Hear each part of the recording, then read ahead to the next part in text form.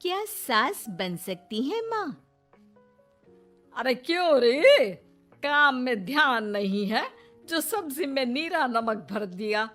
मुफ्त में रोटी तोड़ने की आदत पड़ी हुई है। यह सब यहाँ नहीं चलेगा।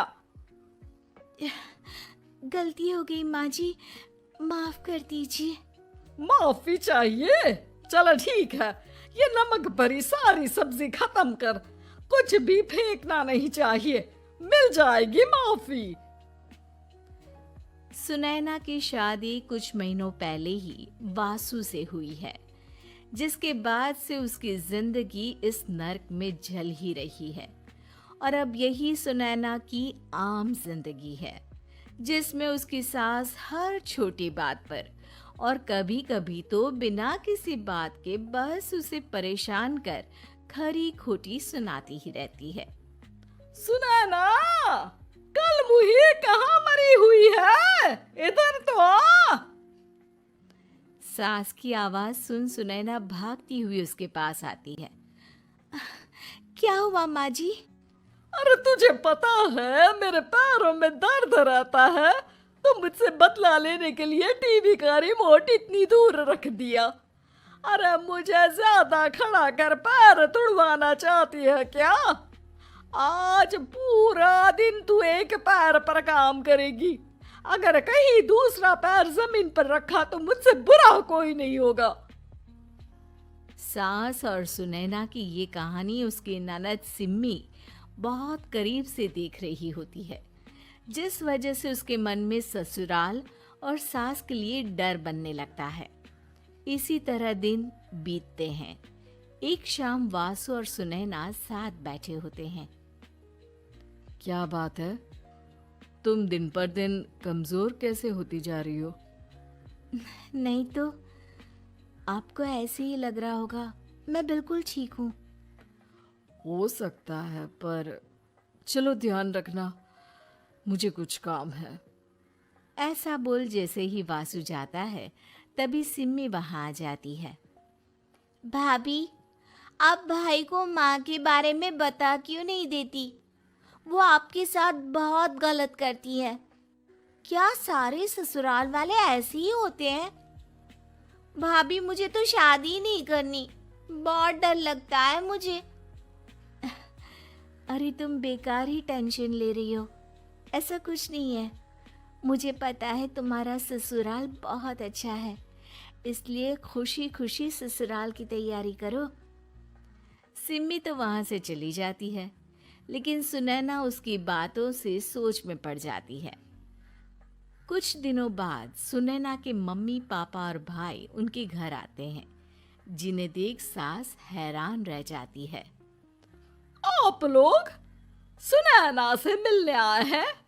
अरे बहू, देख तो तेरे मम्मी पापा आए हैं। जी नहीं, आज हम यहाँ लड़की नहीं लड़के वाले बनकर आए हैं।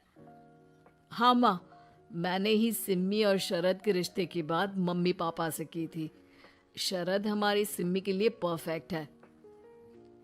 बेटे की बात मानते हुए उसकी माँ रिश्ते के लिए मान जाती है, पर अब सिम्मी के मन में ससुराल का डर और ज्यादा बढ़ जाता है।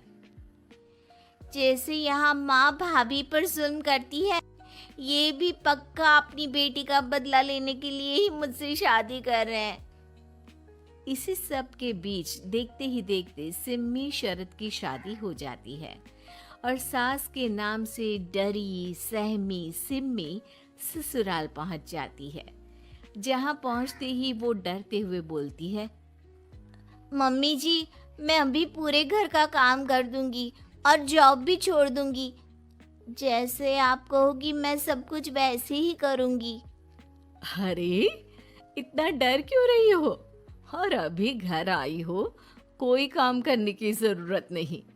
नई शादी है, कुछ दिन आराम करो, घूमो फिरो।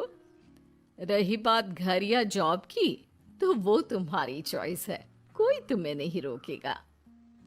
सास का ऐसा व्यवहार देख सिम्मी हैरान रह जाती है और अपनी भाभी सुनैना का ससुराल में पहला दिन सोचने लगती है।